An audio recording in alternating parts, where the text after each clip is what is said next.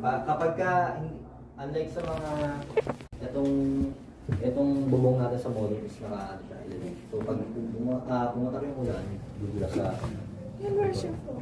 pero may ano yan sir kung mag-alumit, wala akong pumunod. Ha?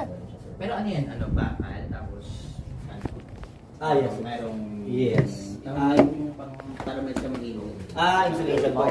Sa insulation namin sir, nasa sa inyo po kung magpapalagay kayo or hindi. Kasi meron kami mga clients sir na hindi nagpapalagay. Insulation.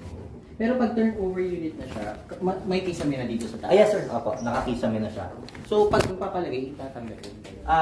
Dito pa lang sir, sasabihin nyo na sa amin kung mag-insulation ba kayo or hindi. Ganun kasi. Kasi, syempre, ano din sir, iwas na medyo kasi yun. Pero, in fairness naman sir, ma'am, maganda naman sa amin, nakataas yung ceilings sa amin. So, ang pinagitakas naman yun. Yung gate, hindi. Tsaka lahat may Yes. Tapos, yung AC namin sir sa baba, nasa tubig sir. Sir, ito bang bahay?